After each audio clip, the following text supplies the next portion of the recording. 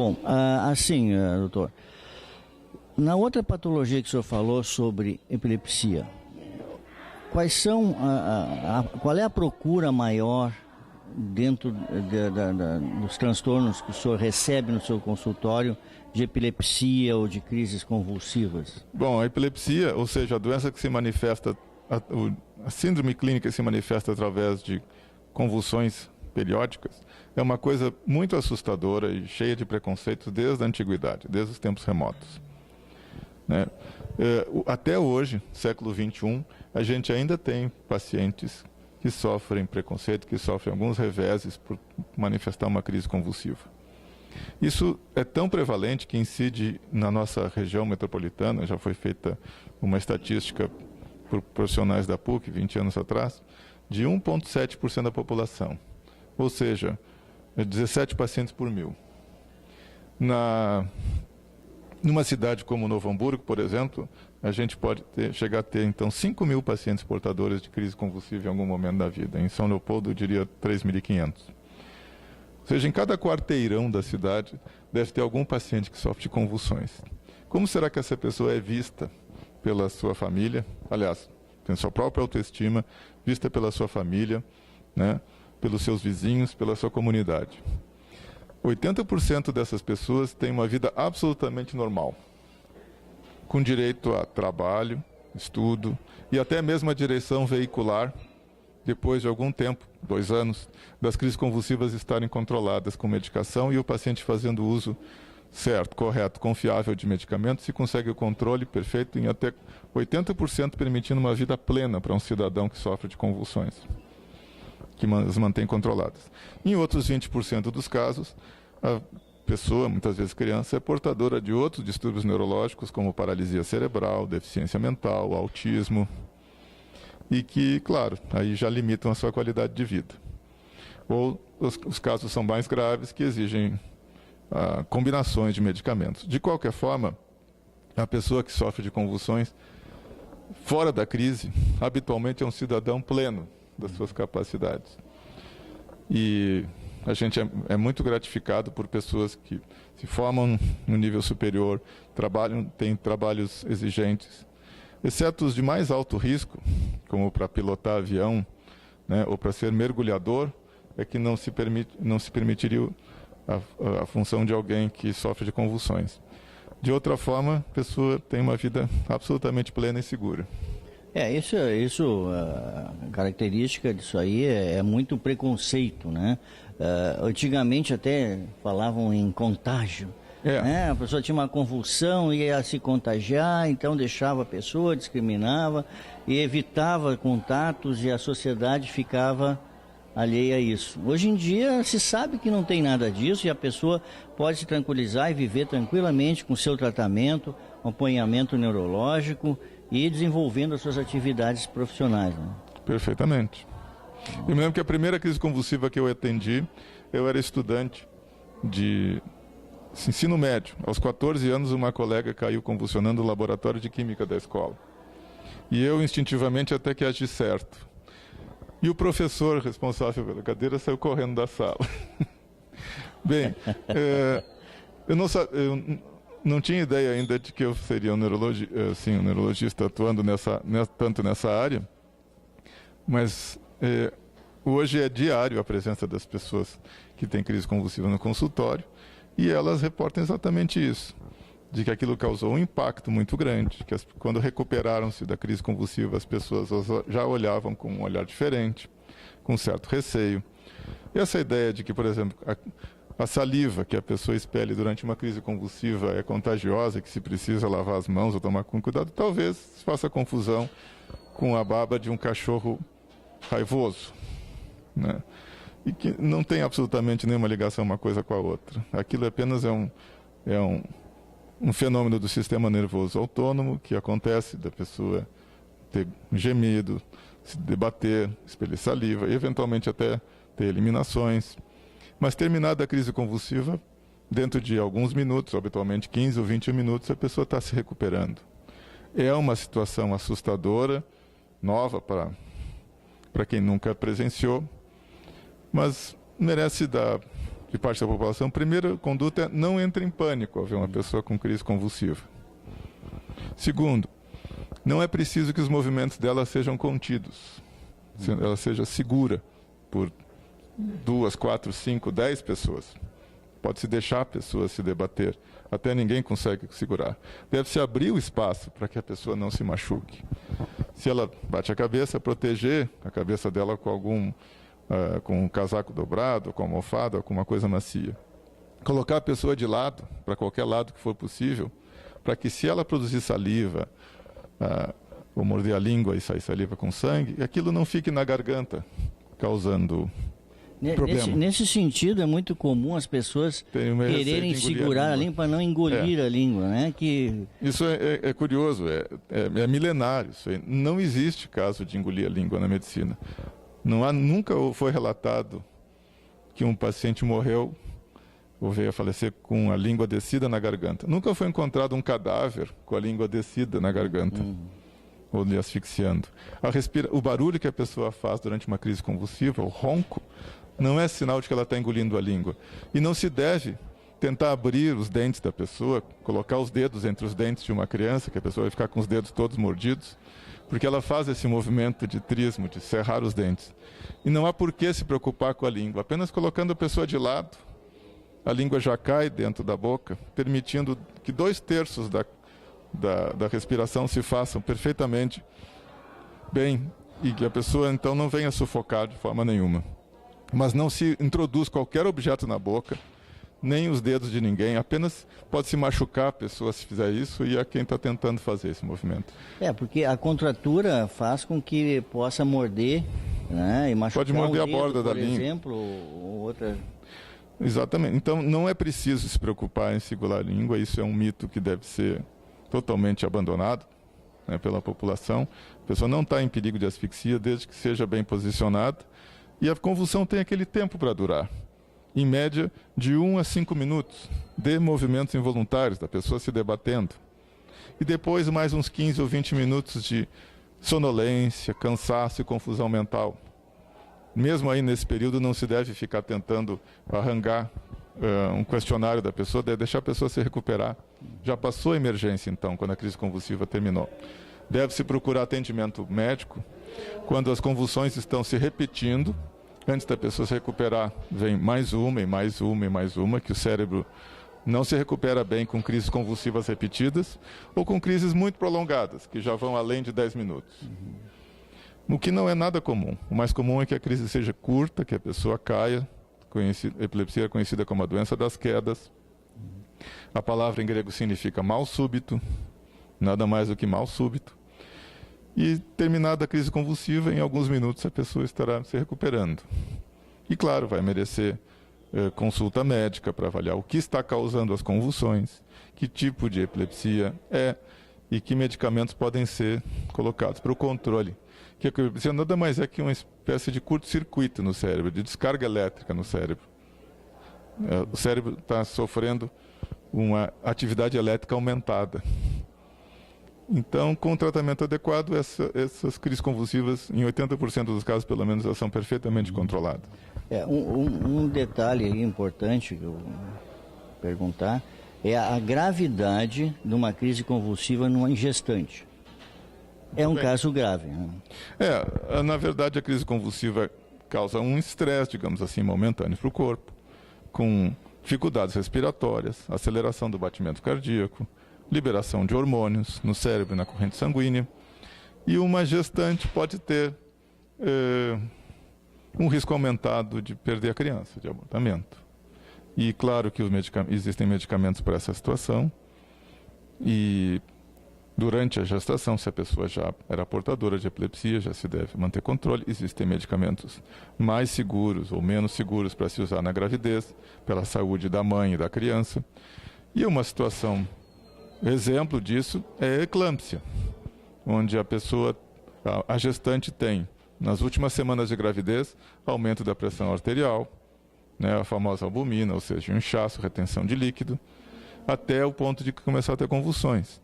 Tem medicamentos de emergência para serem feitos e tão logo feito o parto dessa criança, por via normalmente cesariana,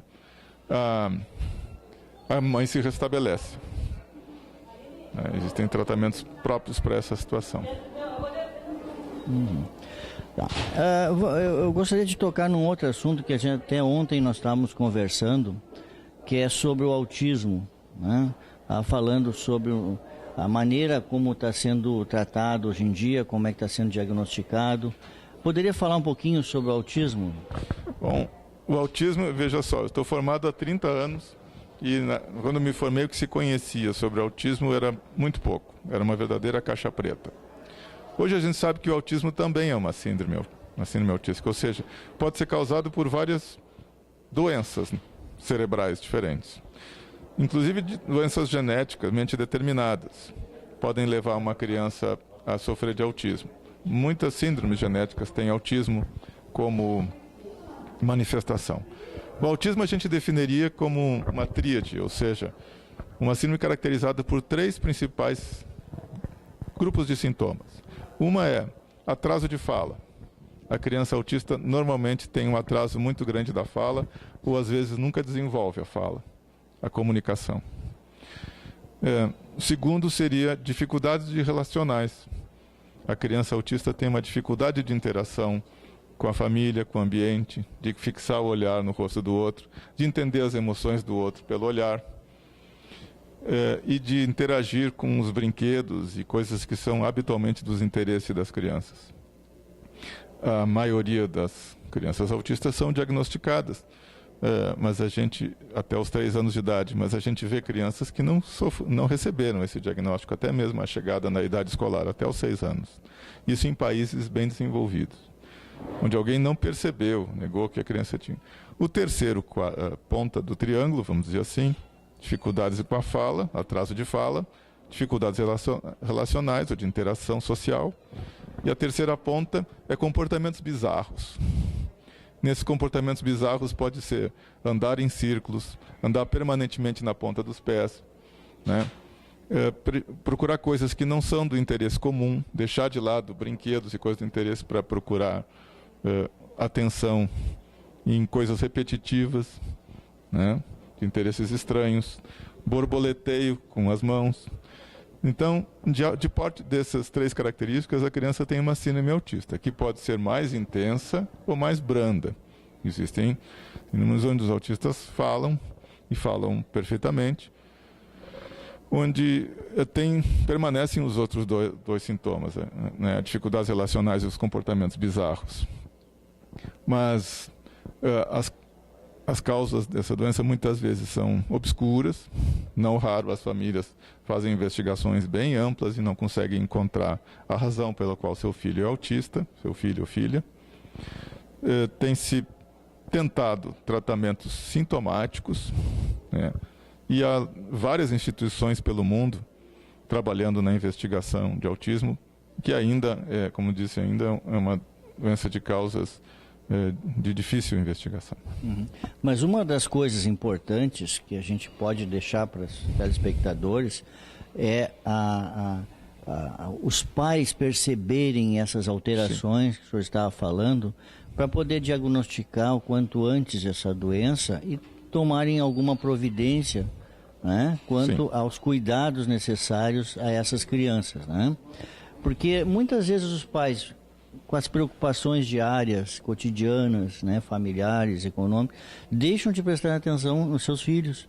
E isso acaba agravando e sendo desapercebido durante um bom período da vida. É verdade. A criança autista, ela já poderia ter sido percebido algumas diferenças, né, no seu relacionamento com o ambiente dentro do primeiro ano de vida. Mas, por exemplo, é um bebê que não comumente, mas não sempre, quando é pego no berço, não vem com a gente. Não dá os braços para a gente pegar. E não vem com os braços em volta do nosso pescoço. Alguns audistas fitam, né, inclusive sorriem. Mas por fugazes momentos. Normalmente eles têm um olhar um pouco vazio e disperso, né? E, é claro, começam a ter esses comportamentos bizarros ou um interesse estranho, não ter o interesse pelos brinquedos e coisas que normalmente, por exemplo, pelo mobile. Aos 3 meses de idade, um bebê saudável já começa a tentar tocar nos objetos que estão no seu berço. E a criança autista nunca fez isso frequentemente. É uma criança que não dá um retorno afetivo ao nosso olhar. E assim, ela comumente tem um choro estranho, um choro sem razão aparente, assim como o riso, frequentemente sem nada até provocar. Diversos outros comportamentos podem se apresentar, inclusive autoagressividade, né, da criança se arranhar, se ferir, puxar seu próprio cabelo, se morder. É uma doença difícil, mas quanto mais se atrasa esse diagnóstico, na primeira infância, mais dificuldades a gente vai ter depois para conseguir a integração dessa criança a uma escola, muitas vezes uma escola inclusiva, né? Ou mesmo a sua comunidade. E o tratamento a essa doença, esse transtorno, existe um tratamento bem claro ou não, fácil acesso? Ainda não foi fácil acesso? Não, normalmente não. Apesar de muito já se divulgar, existem grupos que se encontram pela internet, já existe muito mais divulgação sobre autismo nos dias de hoje. Mas não foi desenvolvido um tratamento específico para o autismo, até porque a gente acredita que o autismo não é uma doença só. Como diz, é causada por muitas outras doenças, assim como as convulsões, como a epilepsia. E o tratamento é sintomático. Então, se a criança tem agressividade, há medicamentos para agressividade.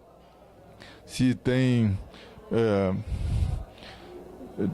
crise de ansiedade, de medo, isso pode ser também medicado com segurança, com propriedade, mas são medicações sintomáticas, escolhidas de acordo com o que a criança está manifestando. Não existe uma cura única, nenhum tratamento específico para autismo ainda em nenhum lugar do mundo. Inúmeras instituições pesquisam esse assunto, está se tornando muito prevalente esse caso, talvez porque se faça mais diagnóstico hoje em dia do que era percebido décadas atrás. Bom, nós teríamos muitos assuntos para falar, né, doutor Paulo? Sobre a neurologia, sobre transtornos, tratamentos. Nesse caso aí, papais, mamães, procurem cuidar e observar bastante seus filhos, né? Tanto nessa patologia quanto em algumas outras também que foi falado e outras que talvez a gente nem tenha abordado aqui, né? Mas que são importantes os papais e as mamães sempre se preocuparem com as atitudes diferentes dos nenês, né? Mas eu queria, daqui a instantes, conversar com uma acadêmica de medicina, né? E voltaremos também a falar na sua parte, sua especialidade, em outro momento, em outra entrevista, né? Para a gente poder, né, esclarecer outros pontos também, né? Em instantes voltaremos a conversar com a acadêmica. Manda. Vamos lá. Voltando ao programa Me Liga, estamos com a acadêmica Ana Carolina, que vai nos falar um pouquinho da sua vida, da sua experiência acadêmica. E eu queria, antes de qualquer manifestação dela, das experiências acadêmicas, perguntar quais os motivos, ou qual o motivo que a levou a seguir a carreira ou escolher a carreira de médica. Bom, para falar a verdade, eu nunca me vi fazendo outra coisa. O pai pode falar melhor, mas desde os 4 anos, eu dizia que eu queria ser médica e pedia kits de médico e queria saber como é que funcionava o corpo por dentro. E quando chegou assim a época do vestibular, lá 16, 17 anos, eu cheguei a fazer testes vocacionais, mas eu lia sobre as outras profissões e nada me atraía tanto. Não sei se teve alguma influência do pai, mas ele nunca chegou a fazer alguma campanha, pelo contrário, acho que tentou me dissuadir de fazer medicina. Mas acho que não deu certo. Eu acabei fazendo mesmo assim. Mas esse foi uma influência extremamente agradável e produtiva, né? Com certeza. Porque é uma boa influência, né? Uma profissão médica é uma profissão, né, idolatrada, todo mundo tem esse interesse, no mínimo interesse, né? Uhum. E o objetivo vem depois. Mas é muito saudável, é agradável a gente ver uma acadêmica podendo se espelhar no pai, né? Para buscar a sua realização profissional. Mas me conta, Ana, como é que está a sua vida acadêmica atualmente, num período em que a medicina está meio atribulada, né, na sua forma política, social? Bom, cada vez mais, né? A gente brinca que o prestígio dos médicos vem decrescendo e a cobrança só aumenta. Então, agora eu estou de férias do 7º semestre, vou começar o 8º, e a gente discute muito. Inclusive, nós vamos ter uma reunião sobre essa questão dos médicos cubanos, a falta de médicos no Brasil, que na verdade não faltam médicos. Nós temos o dobro dos médicos necessários, segundo a OMS, para a população. O problema seria a má distribuição de médicos, né? Apesar dos altos salários prometidos, muitas vezes eles não são cumpridos, os médicos recebem calote, e mesmo assim aquela população precisa ser atendida. Os médicos cubanos seriam uma excelente opção, se eles passassem pelo teste do Revalida. Só que 90% não passa. Então fica aquela questão, a gente vai facilitar um teste ou tirar um teste para atender uma população com os médicos que a gente não sabe como é que é a qualidade, inclusive existe a barreira da língua. Então, está se abrindo cada vez mais escolas de medicina, cada vez mais se fala de trazer médicos para cá, mas o problema ele não é tanto o médico, é o sistema de saúde, a infraestrutura, os planos de carreira e as opções de trabalho de qualidade para os médicos. Antes de entrar um pouquinho mais nesse assunto, eu queria te perguntar o seguinte, Ana. Como é que tu acha que está a qualidade de ensino da... Qual é a faculdade que tu estás? Na URGS. Na URGS, né? Na Universidade Federal do Rio Grande do Sul.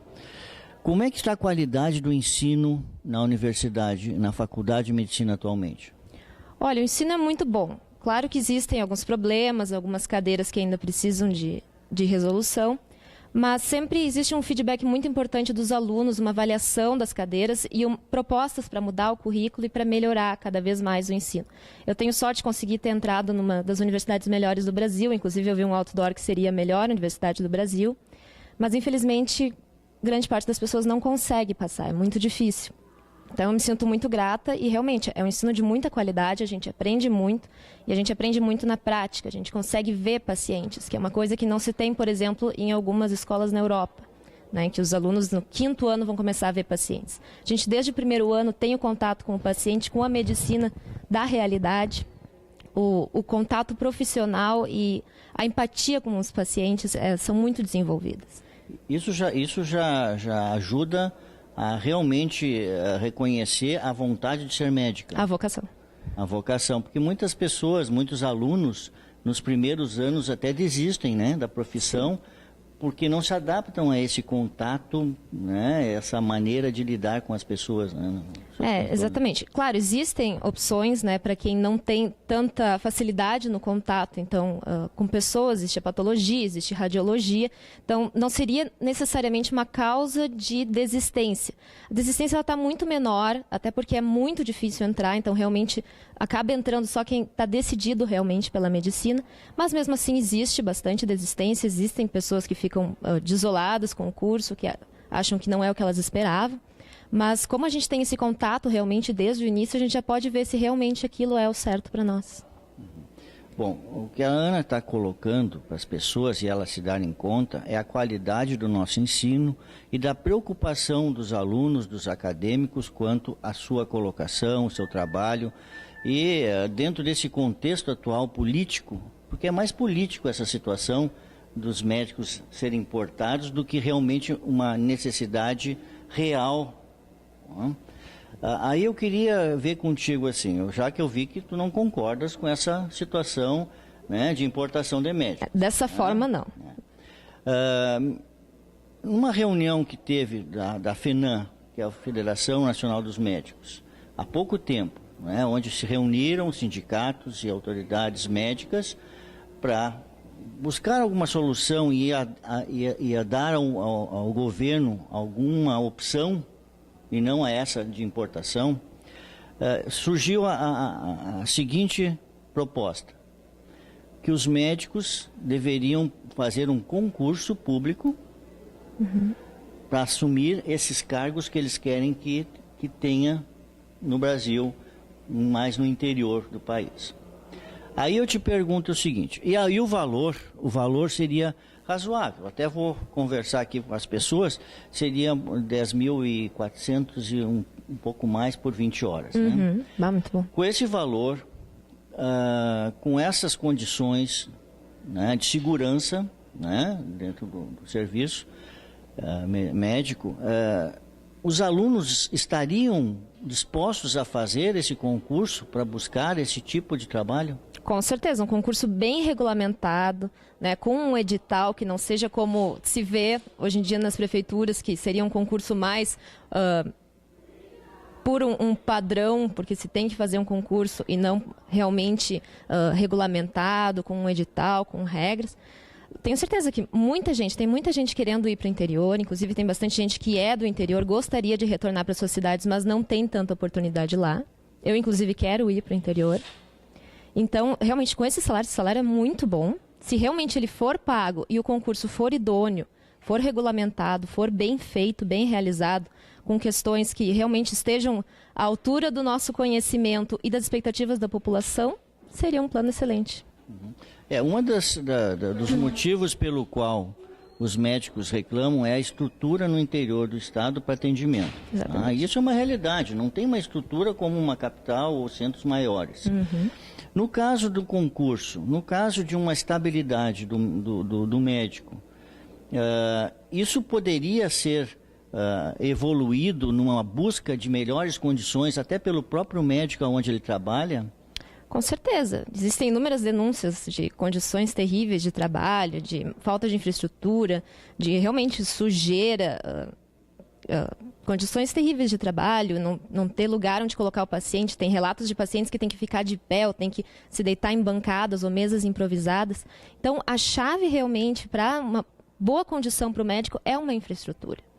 Não adianta ter um médico com estetoscópio, com um esfigmo que vá simplesmente falar com a população, se não tem uma cadeira onde ele possa sentar, se não tem uma mesa de exame, se não tem higiene adequada, material para pequenos procedimentos e nem uma ambulância decente para que se possa levar para um hospital, se possa encaminhar para um centro de referência.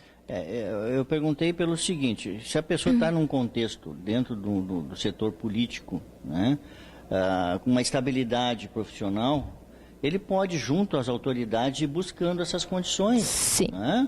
Claro que não é uma coisa rápida, mas ele, com interesse profissional e com essa estabilidade, ele tem essas condições. Né? Com certeza, com certeza. Então, existiria o interesse dos acadêmicos de fazer esse tipo de concurso e buscar essa alternativa. Com certeza. O estranho é que as autoridades políticas não busquem, né, uma conversa, um diálogo, um contato com os médicos, né, e até os acadêmicos para buscar esse tipo de alternativa. Porque qual é a proposta hoje em dia? É que o médico vá para o interior ganhando 8 mil, alguma coisa assim. Existem promessas de salários. Sem ter nenhuma estabilidade, né, nenhuma condição estrutural e econômica suficiente, né, de estabilidade para se manter depois. Né? Exatamente. Essa proposta não interessa. Não. Muitas vezes os contratos são feitos, inclusive, oralmente com a prefeitura, sem nenhum vínculo, sem nenhuma garantia realmente de que aquele salário será pago, de que o médico terá alguma estabilidade, de que ele continuará caso mude o prefeito, mude o governo. Então, realmente, esse é um ponto-chave. Uma das coisas assim, importantes, como essa acadêmica, é que as pessoas têm que saber que a preocupação do médico é de ter uma estabilidade econômica e técnica, mas também, falaste bem assim, é o atendimento às pessoas, né? Elas têm que saber que a nossa preocupação são os pacientes, e para eles terem um bom atendimento é preciso que o médico também esteja bem, né? Esteja confortável e esteja ao acesso de um atendimento melhor para eles, né? Uhum. Como acadêmica, tu já escolheste a especialidade? Pretende fazer alguma especialização depois de formada, Ana? Eu já estou decidida pela dermatologia. Dermatologia. Então não vai seguir os passos do teu pai? Não, pro alívio dele. Tá bom, mas é uma grande especialidade, né? É necessária, é importante. E a gente deseja um bom estudo, um bom sucesso na tua carreira. Muito obrigada. Né? E os telespectadores podem contar com mais uma dermatologista, né, futuramente aqui. Em breve. Isso. E que vai ajudar muitas pessoas na sua qualidade de vida. Muito queria obrigada. agradecer a Ana Carolina, ao Paulo André, pela essa brilhante exposição dos assuntos, embora pequena, né? Uhum. E num outro momento a gente retoma para conversar outras coisas que os telespectadores talvez precisem. Combinado. Muito obrigada.